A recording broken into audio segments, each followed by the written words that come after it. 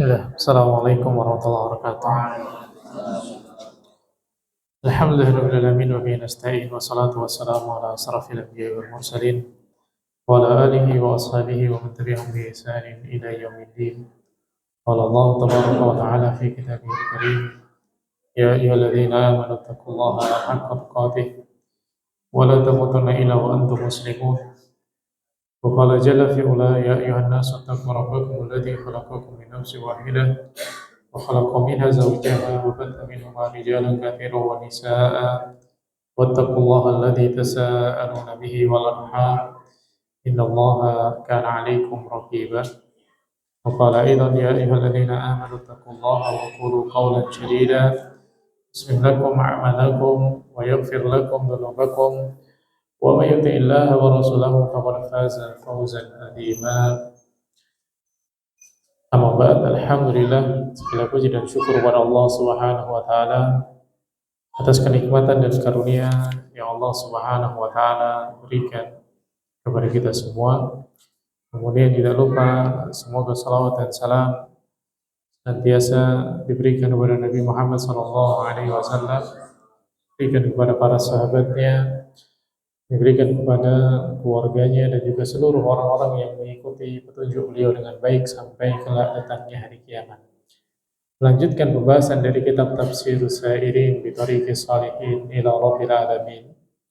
Hadis yang pada pertemuan lalu kita baca, hadis dari Jundab bin Abdullah radhiyallahu taala anhu, yang mana beliau berkata Rasulullah sallallahu alaihi wasallam, man shallat subha, barang siapa salat subuh, fahuwa fi dhimmatillah, maka dia berada di dalam penjagaan Allah Subhanahu wa taala.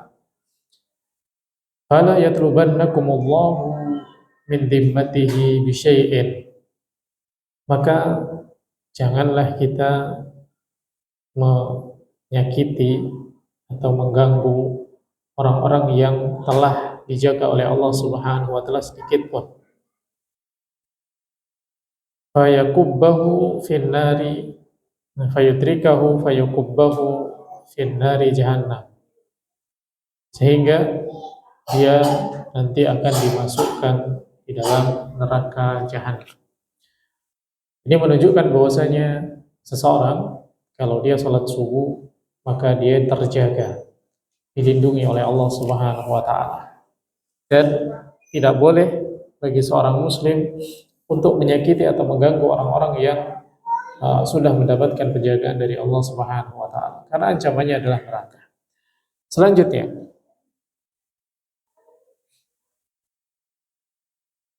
Rawat Tabrani, Imam Tabrani meriwayatkan hadis an Abi Malik Al-Ashja'i, dari Abu Malik Al-Ashja'i, an abihi radhiyallahu taala anhu, dari bapaknya, semoga Allah Subhanahu wa taala meridhai beliau. Qala, beliau berkata, qala Rasulullah SAW, berkata Rasulullah SAW, man shallal fajra fahuwa fi dhimmatillah wa hisabuhu ala Allah. Barang siapa yang salat fajar, salat subuh, fahuwa fi dhimmatillah, maka dia berada di bawah penjagaan Allah Subhanahu wa taala. Wa hisabuhu ala Allah, dan hisabnya nanti ada di tangan Allah Subhanahu wa taala. Allah Subhanahu wa taala akan memperhitungkan semua yang dia kerjakan, dijaga oleh Allah Subhanahu wa taala, dan Allah Subhanahu wa taala akan memperhitungkan apa yang dia lakukan. Nah, hadis-hadis yang kita baca, dua hadis tersebut menunjukkan keutamaan dari sholat subuh.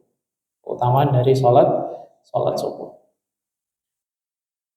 Dan pada pertemuan yang terlalu kita telah menyebutkan kalau seandainya seseorang mengetahui keutamaan dari sholat isya dan keutamaan dari sholat subuh, maka niscaya orang-orang itu akan benar-benar berusaha mendatangi dua sholat tadi, walau habwan, kata Nabi SAW, meskipun dalam keadaan merangkak, karena memang keutamanya sangat besar. Keutamaan dari sholat subuh sangat besar. Kalau seandainya kita mengetahui keutamaan tersebut, kita akan terus-menerus berusaha mendatanginya, meskipun dalam keadaan sambil merangkak sekalipun. Kenapa? Orang sholat subuh dijaga oleh Allah Subhanahu wa taala. Orang sholat subuh dia akan dijamin oleh Allah Subhanahu wa taala keselamatannya. Nah, kemudian hadis yang selanjutnya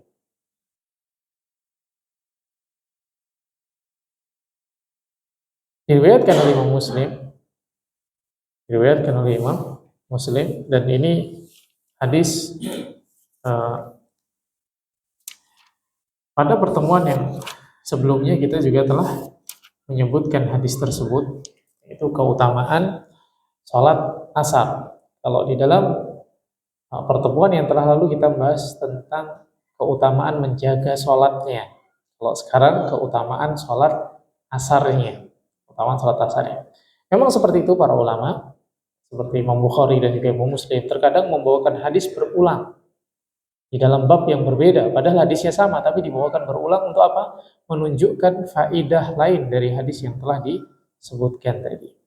Nah, hadis yang diriwayatkan oleh Imam Muslim dari Abu Basrah Al-Ghifari, an Abi Basrah Al-Ghifari radhiyallahu taala anhu qala, shalla Rasulullah sallallahu alaihi wasallam bina Rasulullah sallallahu alaihi wasallam al-asra. Nabi SAW salat bersama kami salat asar. Bil Muhammas, di suatu tempat yang bernama Al-Muhammas. Faqala, kemudian beliau berkata, inna hadhihi salah, sesungguhnya salat ini uridat ala man kana qablakum, uridat ala man kana qablakum, diberikan atau ditawarkan atau disyariatkan kepada orang-orang sebelum kalian. Siapa orang-orang sebelum kalian atau umat sebelum kalian? Umat sebelum kita, umatnya siapa? Umat Yahudi dan umat Nasrani.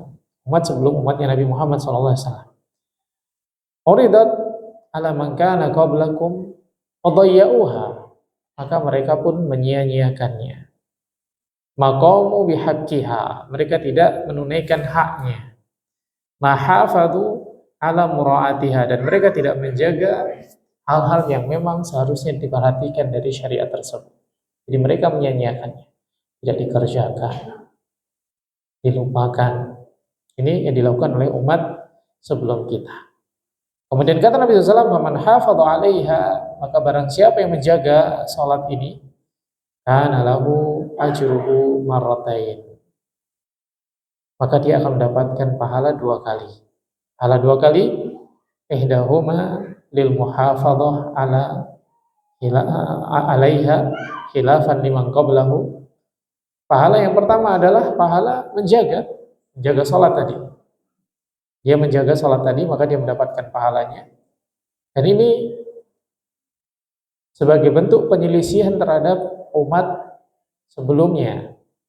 Ketika Allah syariatkan mereka tidak menjaganya, maka ketika seorang menjaganya, maka dia dapat pahala, atau barang siapa mengerjakannya, salat asar ini, maka dia dapat pahala menjaga salat tersebut dan penyelisihan terhadap umat sebelumnya. Wal ukhra, dan pahala yang lain adalah pahala amalan atau pahala salat seperti salat-salat yang lain. Jadi ada 2 pahala yang dia dapat. Pahala salatnya dan pahala menjaganya, yang merupakan bentuk mukhalafah atau penyelisihan dari umat sebelumnya. Jadi faman hafadha 'alaiha, kata Nabi sallallahu alaihi wasallam, kana lahu ajruhu marratain. Wala salata ba'daha hatta yatlu asyahidu. Dan ketahuilah, tidak ada salat setelah salat asar. Hatta, sampai yatlu asyahidu, terbit asyahid. Asyahid ini adalah an-najmu atau bintang. Artinya sampai maghrib tidak ada lagi salat setelah salat asar. Artinya kalau seorang sudah salat asar, sudah tidak ada lagi salat bagi dia sampai nanti masuk waktu maghrib. Selanjutnya,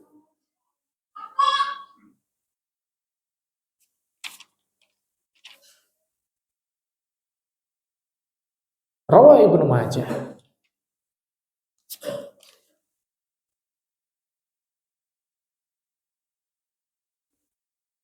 Rawah Ibnu Majah. Kalau sebelumnya hadis yang diriwayatkan oleh Imam Muslim, nah sekarang hadis diriwayatkan oleh Ibnu Majah. Wa sahahahu al-Albani. Dan Syekh Al-Albani menyatakan hadis ini adalah hadis yang sahih. Dari Abu Bakar As-Siddiq radhiyallahu ta'ala, dari sahabat Abu Bakar, beliau berkata, qala Rasulullah sallallahu alaihi wasallam, berkata Rasulullah sallallahu alaihi wasallam, man shalla subha fa huwa fi dhimmatillah. Barang siapa salat subuh, maka dia dijaga oleh Allah Subhanahu wa taala. Wala tughfirullaha fi ahdihi. Maka janganlah seseorang itu melanggar perjanjian dia dengan Allah Subhanahu wa taala. Seseorang ketika salat subuh dia dijaga oleh Allah Subhanahu wa taala. Maka janganlah seseorang itu melanggar atau menerjang perjanjian yang telah Allah Subhanahu wa taala tetapkan tadi. Faman qatalahu talabahu Allahu hatta yakubbahu finnar.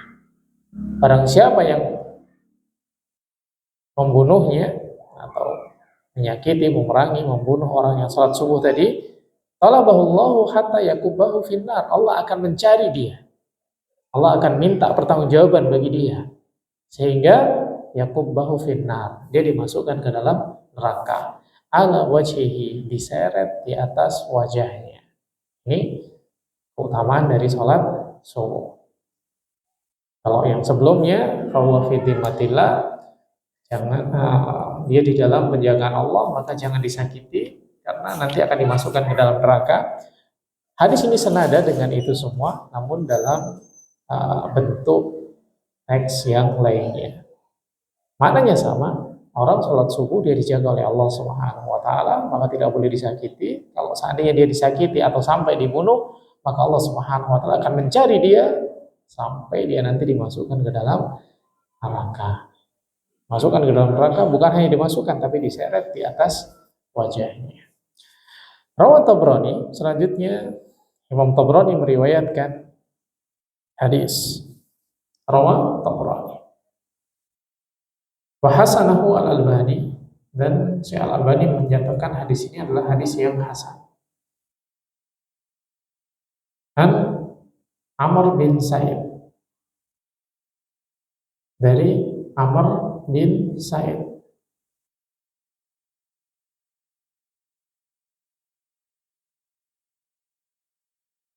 an Hajjaj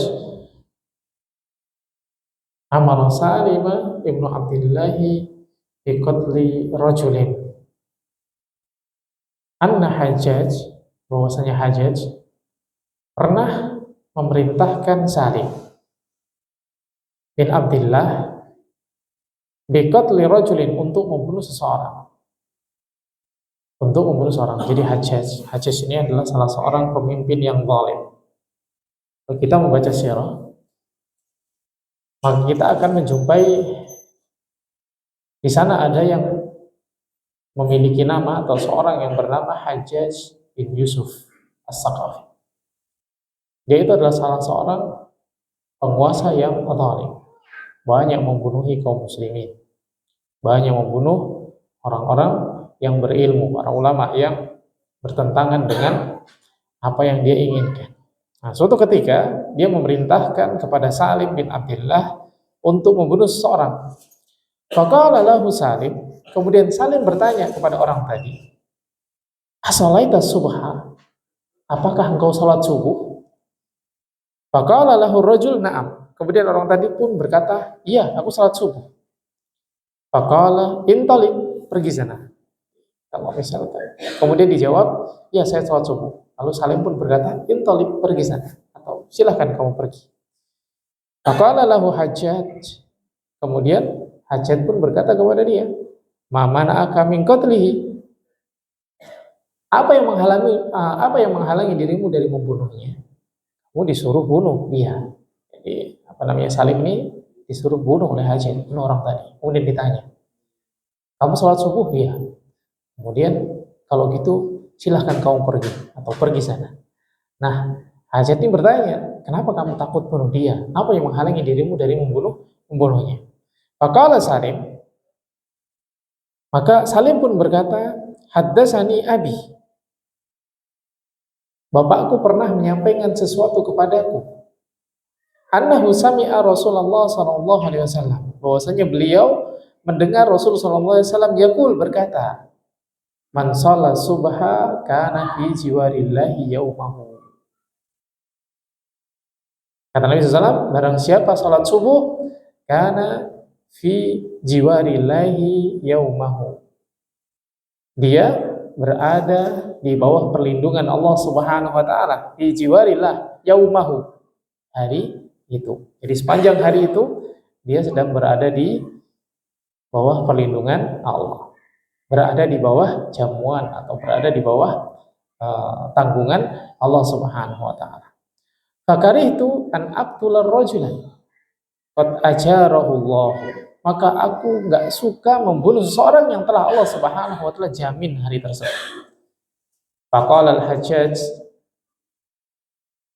li Ibnu Umar, berkata Hajjaj kepada Ibnu Umar, anta sami'ta hadza min Rasulillah sallallahu alaihi wasallam? Apakah kamu mendengar ini? Jadi Hajjaj berkata kepada Ibnu Umar, apakah engkau mendengar ini dari Nabi SAW? Faqala Ibnu Umar, berkata Ibnu Umar, na'am, iya, aku mendengar itu dari Nabi SAW. Jadi hadis ini memang benar-benar dari Nabi SAW tentang orang sholat subuh, dia mendapatkan penjagaan dari Allah Subhanahu wa Ta'ala.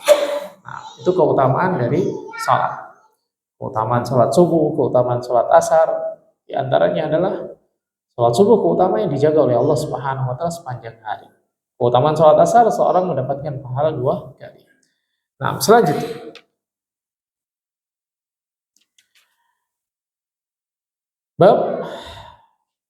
bab yang menjelaskan keutamaan dari shaf al-awwal yang pertama.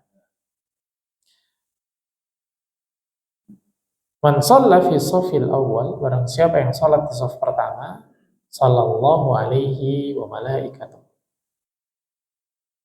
Allah Subhanahu wa taala dan malaikatnya bersalawat kepadanya. Ini keutamaan dari shaf pertama. Makanya Nabi SAW mengatakan, kalau seandainya seorang mengetahui apa yang Allah Subhanahu wa taala berikan bagi orang-orang yang mengumandangkan azan dan berada di shaf pertama, maka kalau seandainya mereka tidak menemukan cara untuk bisa mengumandangkan adzan atau bisa mendapatkan shaf pertama kecuali dengan cara diundi, maka niscaya mereka akan rela untuk diundi. Ini di sini telah kita sebutkan pada pertemuan yang telah lalu. Nah, di antara apa yang Allah Subhanahu wa taala janjikan dari berada di shaf pertama adalah Allah Subhanahu wa taala dan para malaikat bersalawat untuk dirinya.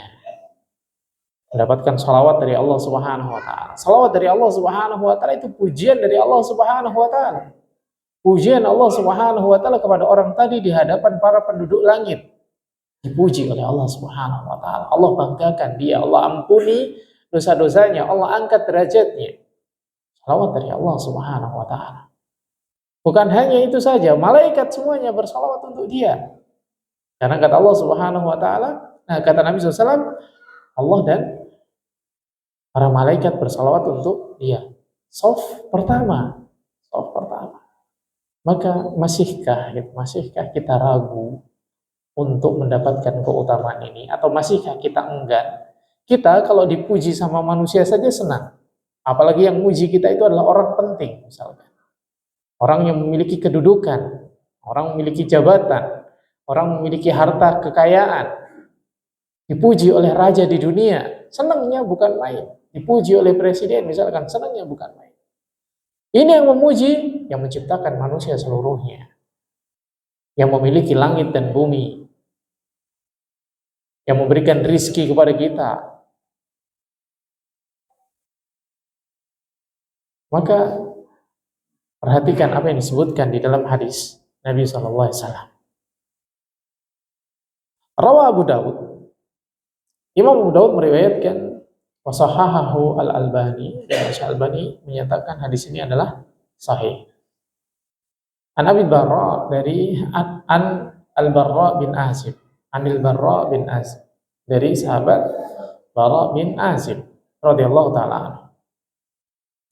Qala, beliau berkata, kana Rasulullah sallallahu alaihi wasallam, Rasulullah sallallahu alaihi wasallam yatakhallalu saffa min nahiyatin ila nahiyatin. Nabi SAW itu apa? Melewati celah-celah shaf dari satu sisi ke sisi yang lain. Jadi Nabi SAW mengitari shaf. Yatakhallal. Jadi beliau maju mundur, jadi masuk. Jadi memeriksa shaf. Yatakhallal. Kemudian yamsahu sudurona wa manakibana. Beliau mengusap dada kami dan apa? Manakib, pundak-pundak kami. Di Nabi SAW keliling di soft sambil apa? Mengusap pundak sama dada para sahabat. Jadi merapikan soft, diluruskan, ditarik pundaknya, kemudian didorong dadanya biar rata. Ini gambaran dari Nabi SAW benar-benar meluruskan shaf, menata barisan. Fayaqulu, dan beliau berkata ketika itu, la tahtalifu fatahtalifa qulubukum. Jangan kalian berselisih. La tahtalifu. Artinya apa? Jangan berpecah-pecah di dalam shaf tadi. Jangan bengkok-bengkok, lurus, rapat. Jangan bercerai-cerai kalian, bercerai-berai gitu kan. Terpencar-pencar. Ratakan. Fatahtalifa qulubukum, sehingga hati-hati kalian pun juga nanti akan tercerai-berai, terpecah-pecah, berselisih. Ini kata Nabi SAW. Wa kana yaqulu, dan beliau juga mengucapkan, innallaha wa malaikatahu yusholluna ala sufufil awal. Sesungguhnya Allah Subhanahu wa ta'ala dan malaikatnya yusholluna, mereka semua bersalawat ala sufufi, di shaf-shaf al-awwal, yang pertama. Shaf yang pertama. Jadi hendaknya seseorang berusaha untuk mendapatkan shaf terbaik, yaitu shaf yang Allah Subhanahu wa ta'ala dan para malaikatnya bersalawat.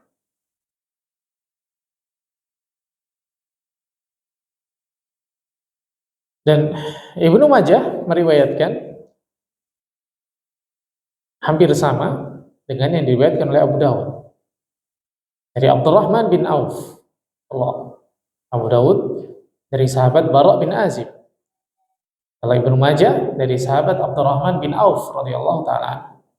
Kalau beliau berkata, kalau Rasulullah SAW berkata, Rasulullah SAW, innallaha wa malaikatahu yusholluna ala saffil awwali.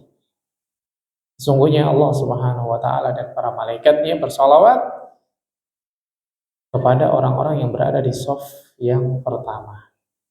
Dan salawat Allah Subhanahu wa ta'ala adalah pujian dari Allah Subhanahu wa ta'ala di hadapan para penduduk langit.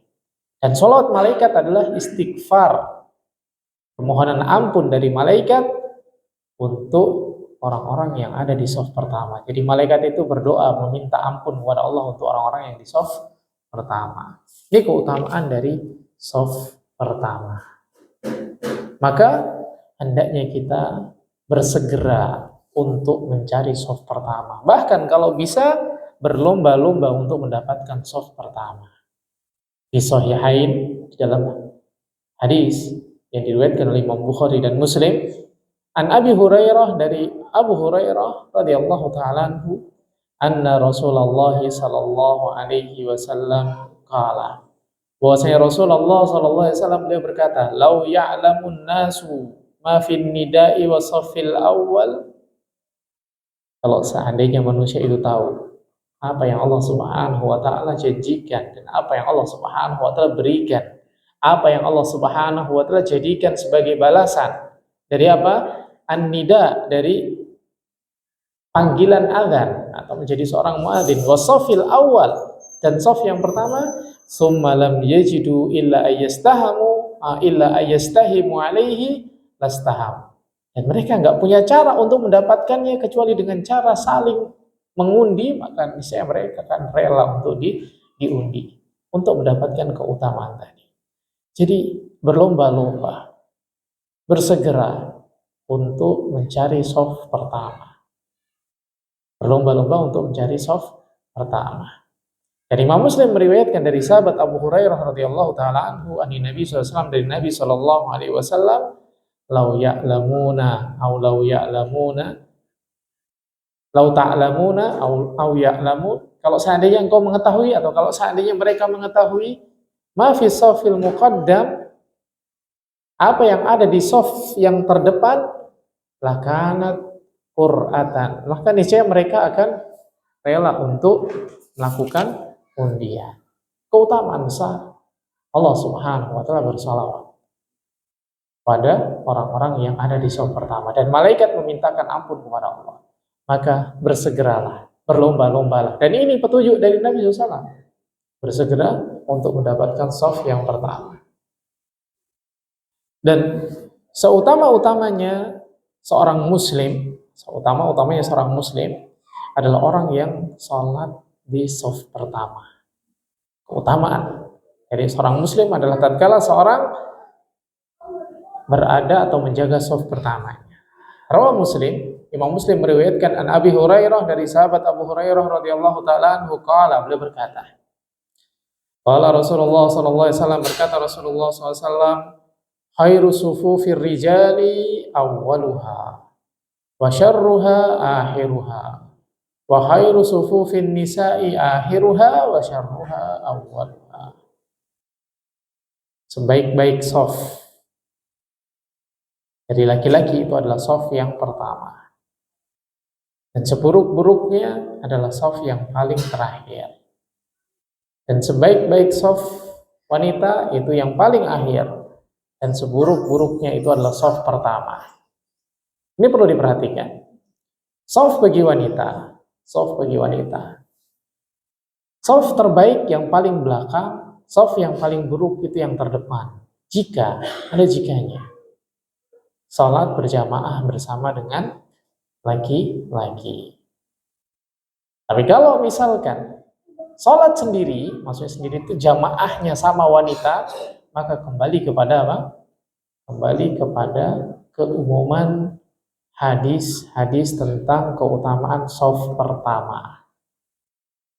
Jadi bukan berarti kalau misalkan salat jamaahnya khusus wanita saja, bukan berarti kalau sholat jamaahnya khusus wanita, imamnya wanita, makmumnya wanita, kemudian apa? Berlomba-lomba di shaf paling belakang. Nah, bukan begitu. Nah, di dalam hadis ini jelas sekali. Nabi SAW menyebutkan gabungan antara shaf laki-laki dan shaf wanita. Berarti sebaik-baik shaf wanita itu shaf yang paling terakhir, dan yang paling buruk shaf yang paling depan itu ketika mereka jadi satu di dalam satu jamaah dengan laki-laki. Tapi kalau misalkan mereka jamaah sendiri, maka kembali kepada keumuman hadis-hadis yang sebelumnya, itu shaf paling baik, shaf paling utama adalah yang paling depan. Nah, wallahu ta'ala a'lam. Kemudian tadi kita bacakan hadis Nabi SAW tentang beliau masuk di sela-sela shaf, merapikan shaf, dan beliau berkata, la tahtalifu wa tahtalifa qulubakum. Janganlah kalian berselisih sehingga terpecah atau terselisih hati-hati kalian. Jadi jangan kalian dalam shaf itu melenceng, ada yang maju, ada yang mundur, jadi nggak rata. Maka hati-hati kalian pun juga nanti akan nggak bersatu. Maka merapatkan atau merapikan shaf ini adalah merupakan petunjuk dari Nabi Shallallahu Alaihi Wasallam. Kata Nabi SAW di dalam hadis yang diriwayatkan oleh Imam Bukhari dan Muslim di Sahihain, an Anas bin Malik, dari sahabat Anas bin Malik radhiyallahu taala. Ani Nabi Shallallahu Alaihi Wasallam, dari Nabi SAW, kala beliau berkata, sawu sufufakum, sawu sufufakum, luruskan saf kalian. Fa inna taswiyatas saffi min iqamatis shalah. Karena meluruskan, menyeimbangkan saf itu termasuk iqamatis shalah, menegakkan salat. Apa maksudnya iqamatis shalah? Maksudnya menegakkan salat itu apa? Tamamis shalah wa kamaliha.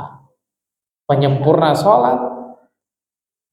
Kamal ini penyempurna salat, yang menjadikan salat itu benar-benar cukup dan sempurna, menyempurnakan salat. Iqamatis shalah maknanya adalah menyempurnakan salat. Rawi Muslim, dari Imam Muslim meriwayatkan an Jabir bin Samurah, dari sahabat Jabir bin Samurah radhiyallahu taala.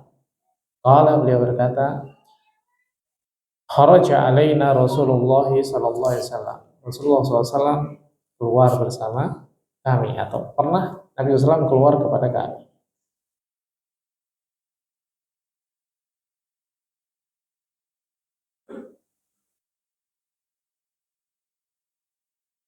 Faqala, beliau berkata, mali arakum rafi aidikum, ma li arakum.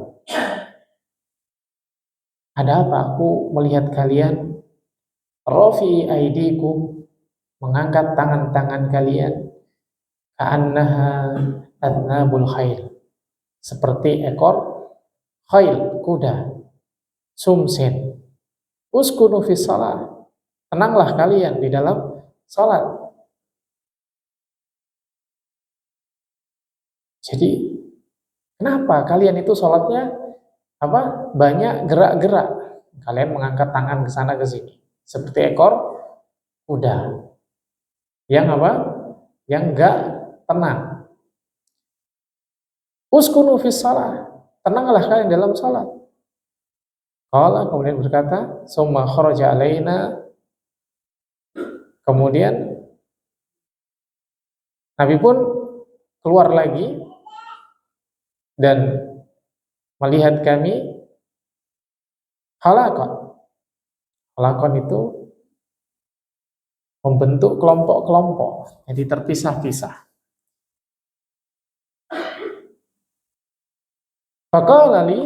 Faqala, maka Nabi SAW pun berkata, mali arakum izin, kenapa aku melihat kalian terpecah-pecah? Ditegur oleh Nabi SAW. Jadi ketika para sahabat sholatnya nggak tenang, ditegur, kenapa kalian sholatnya nggak tenang? Tenanglah sholat, jangan banyak gerak-gerak. Kemudian suatu ketika Nabi SAW keluar lagi, melihat mereka sholatnya nggak jadi satu, sholatnya terpisah-pisah. Maka kenapa kalian sholatnya terpecah-pecah? Satu jamaah sendiri, kenapa nggak disatukan aja? Nabi SAW merintahkan untuk berkumpul. Kalau kemudian dia juga berkata, summa kharaja alaina, kemudian Nabi SAW juga keluar kepada kami. Faqala, ala tasuffunna kama tasuful malaikah inda rabbiha. Melihat para sahabat sofnya itu enggak rata, kemudian beliau berkata, ditegur lagi, apakah kalian itu enggak bisa menata sof sebagaimana para malaikat itu merapikan sof di hadapan Rabb-nya? Faqulna, maka kami pun berkata, ya Rasulullah, wahai Rasulullah, kaifa tasuful malaikatu inda rabbiha, bagaimana sih sifatnya malaikat menata sof itu? Bagaimana malaikat merapikan sof di sisi Allah Subhanahu wa taala? Qala, maka Nabi SAW pun berkata, yutimmuna sufufal awwal Para malaikat itu menyempurnakan terlebih dahulu shaf yang pertama. Kemudian wa yatarassuna fis shaf. Dan mereka apa? Merapatkan. Ini yatarassuna itu menempelkan, merapatkan shaf mereka. Jadi kata Nabi SAW, sifat gambaran dari shaf para malaikat di sisi Allah Subhanahu wa taala adalah apa? Mereka lurus, disempurnakan shaf yang pertama, kemudian yang berikutnya, dan di dalam meratakan shaf mereka apa? Menempelkan shaf satu sama lain.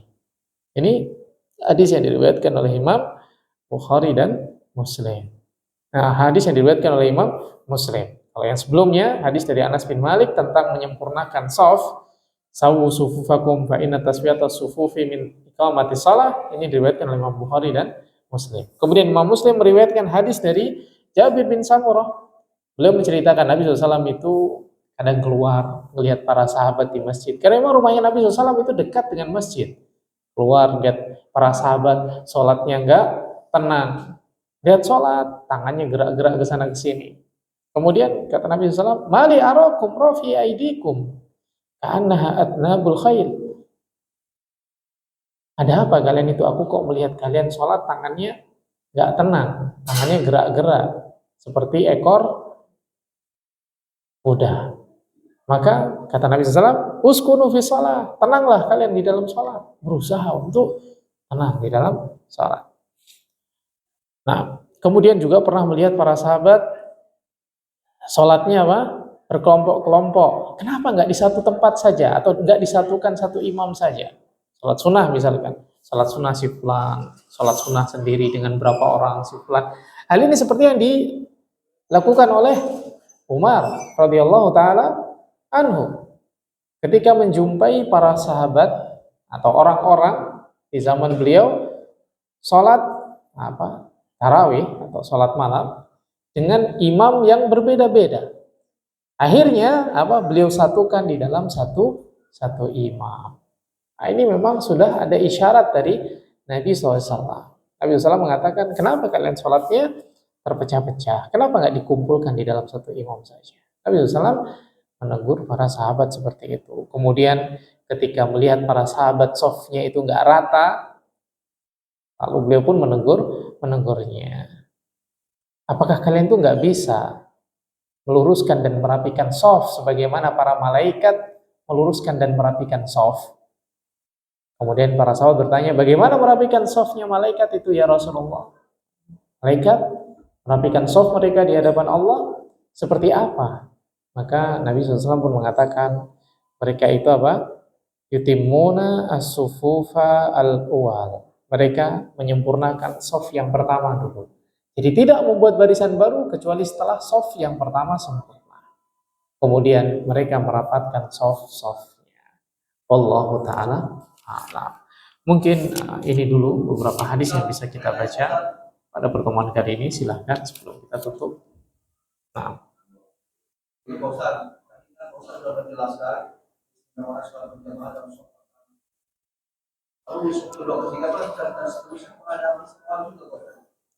Ada keutamaan sholat jamaah. Keutamaan sholat jamaah tetap ada. Tapi kalau untuk keutamaan tertentu, misalkan dapat sholawat dan lain sebagainya, Nabi SAW menyebutkan di shaf pertama. Kenapa tidak disebutkan shaf kedua, shaf ketiga, dan shaf keempat? Sebenarnya ada hadis yang lain. Pernah suatu ketika Nabi SAW berkata, sesungguhnya Allah Subhanahu wa taala dan para malaikatnya, innallaha wa malaikatahu yusholluna ala sufufil awal. Allah Subhanahu wa taala dan malaikatnya bersalat pada shaf pertama. Sahabat berkata, wa shaffu tsani ya Rasulullah. Nabi mengulang, innallaha wa malaikatahu yusholluna ala shafil awal. Allah Subhanahu wa taala dan malaikatnya bersalat pada shaf yang pertama. Para sahabat bilang lagi, dan shaf yang kedua ya Rasulullah. Diulang lagi sama Nabi SAW. Innallaha wa malaikatahu yusholluna ala shafil awal. Diulang-ulang disebutkan shaf pertama, shaf pertama, shaf pertama, menunjukkan apa? Yang paling utama itu shaf pertama. Kemudian akhirnya Nabi SAW mengatakan wasani, dan shaf yang kedua. Shaf kedua mendapatkan potensi yang sama. Tapi apa? Tetap yang paling utama yang pertama. Paling utama dan pertama. Seperti itu. Jadi bisa saja saf kedua, ketiga, keempat mendapatkan keutamaan-keutamaan yang lain, tapi yang paling utama itu saf yang pertama. Seperti itu. Saf yang pertama ada keutamaan khusus. Seperti Allah Ta'ala a'lam. Mudah-mudahan yang kita baca kita dapat mengambil hikmah dan faedahnya. Barakallahu fiikum. Subhanallah wa bihamdika, asyhadu an la ilaha illa anta, astaghfiruka wa atubu ilaik. Assalamualaikum warahmatullahi wabarakatuh.